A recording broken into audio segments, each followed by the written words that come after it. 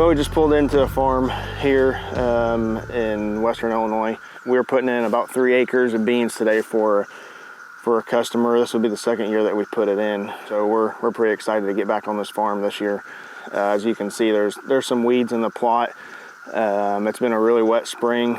This is kind of what we expected, was to kind of deal with some weeds. We got mare's tail and stuff like that in it. So we're gonna, after we get it planted, we're gonna spray. We got Roundup in the tank, and we're gonna put a pre-emergent down. That should take care of everything that's gonna grow and is growing right now. So we'll put that down as soon as we get done planting. But it's still kind of wet, so we want to wait and let all the dew and everything dry first before we do spray. So we're gonna go ahead and plant first this morning, let it dry for a couple hours while we're getting stuff planted and switch back over to the sprayer. We're gonna end up fencing this food plot in, so you'll get to see that, and we'll touch base on the steps to fence your plot in and what we do and how or what we do to have luck with fencing. So we're excited to be here. He's going to meet us out here later this morning, and just kind of check everything out, see us, and see how it's going. He's got a couple blinds set up on this plot. He's got a pretty good sized pond here, and a dam on the dam's on the north side, so it creates a pretty good pinch past one of the blinds, right up to this food plot, which is actually where he killed his big buck last year. Now we're gonna get to it, get the planter rolling, and hopefully everything goes smooth the rest of the day.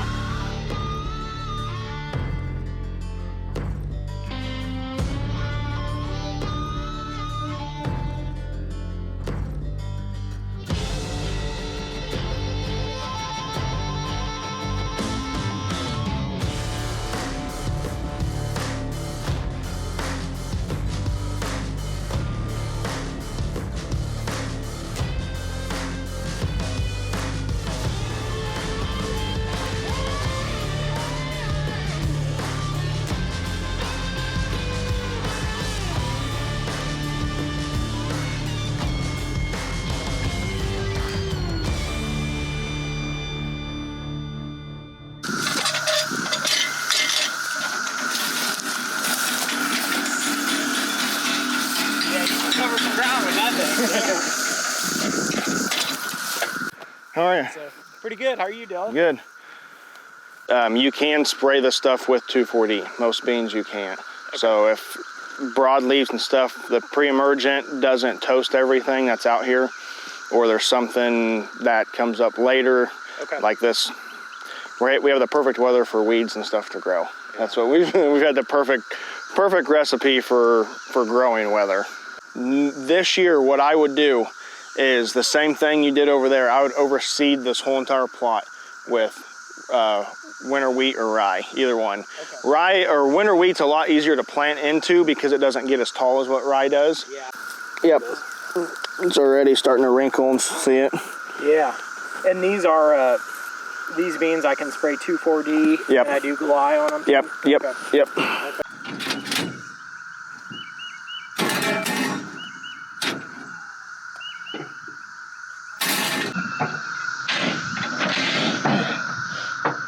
Well, we're getting ready to go put the fence up. What we're gonna do is we're gonna drive around the plot, and Ben's gonna sit on back and and throw them off.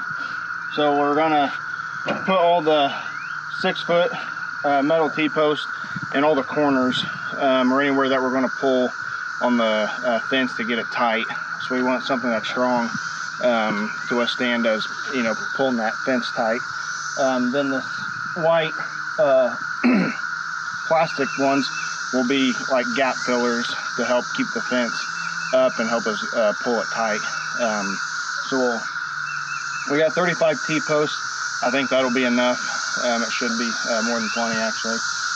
But we're gonna go around, dump these off, Ben's gonna throw them off, and then we'll start getting the fence up, and we'll shoot some video and some other small clips so you can see a little bit better on how we're doing it and why we're setting it up that way. So.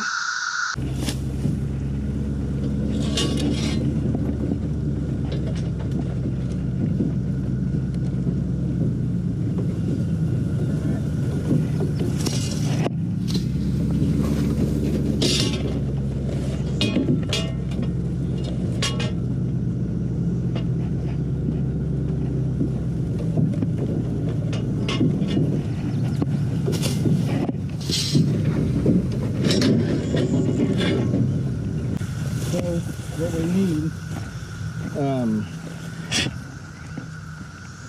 Every one needs to face in like this. Face towards the field. Yeah, those need to be faced towards the field. Okay. You know what I'm saying? Mm-hmm.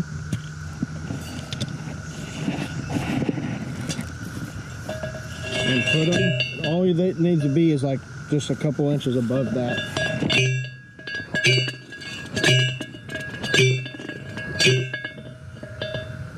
More? Yeah, that needs to be all the way in the ground. Okay. Like that, or you want it more? One more pound after that. There you go. Because what that does is it keeps it from wanting to twist or anything. And then go 3 foot either in or out of it. You see what I'm saying? Uh-huh. Same way facing? Yep.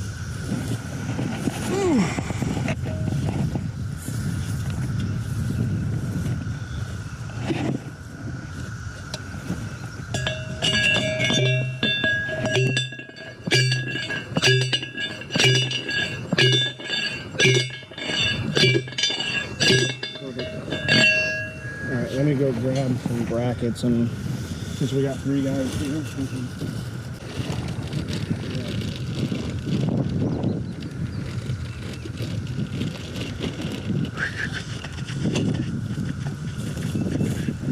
I only found one shed in here last year because they, about by January 20th, they were about all wiped out. Gone. So, yeah. Yeah. That clover of the dam, I found 2 back there. So. Really? But I'm thinking with this, I mean, gosh, they should last probably till February. Yeah, they should last quite a while. If we can keep them off it. So the top one is about nipple line. Nipple line. And then this one will be about your shin, a little bit about your kneecap.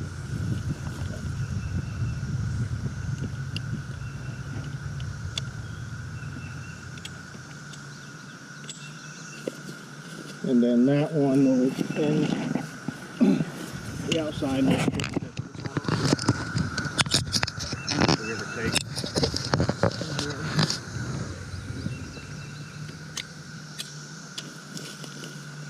Just like that. That's a pretty slick. Yeah. That's quick. Yep, don't take long.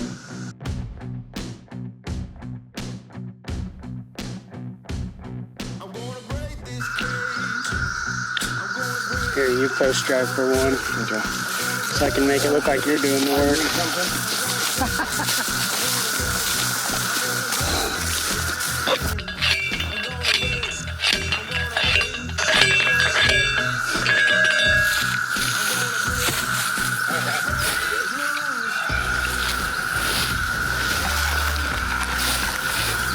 I've had guys like, why don't you get the T-post driver for your skid steer? Well, because then I got a whole 12,000 pound machine everywhere too. You know? Yeah, I mean, first. And honestly, it don't really take that long either to just do it by hand. Now, if we were going to do maybe a 20 or 30 acre pasture, that'd be a little bit different.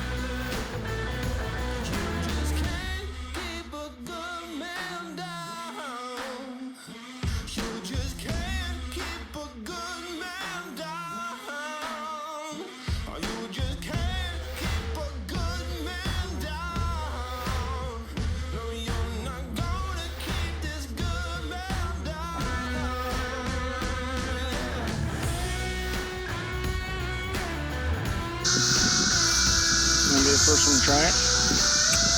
See if it works.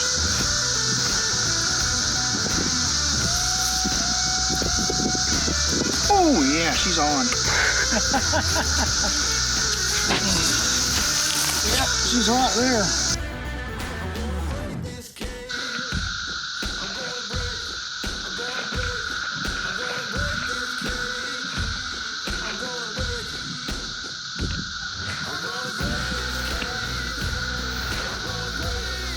Well, we just put in the last two stakes here on the fence. There's about 3 acres of beans here. He wanted to fence them in this year, as last year they got browsed on pretty heavy. So this year we came in here, fenced it off for him. This should help a bunch with the browse. Hopefully we can keep every deer out of here. We did move the fence in a little bit, so there are beans on the outside to compare browse pressure versus no browse pressure. He does have about a 15-foot, 10-foot buffer of clover all the way around it, so that'll help too. But yeah, we got a three-strand electric fence up. The electric fencer's on the other side of the plot in the wide open in the sun, so it should stay charged pretty well the whole time as long as the sun's shining. But he's got 2 power blinds on each end of it. All the bedding's back here behind us. His entrance his entrance to the farm is to the west here, so he's got pretty good access to this plot. He killed a buck out of these power blinds last year, so it works. But we want to guarantee these are like a good insurance policy for your soybean plots, even your corn plots. Putting a fence up around them definitely helps. And especially if you're in 3 acres or less, and honestly even high density places, we would recommend probably 4 acres honestly too, and under.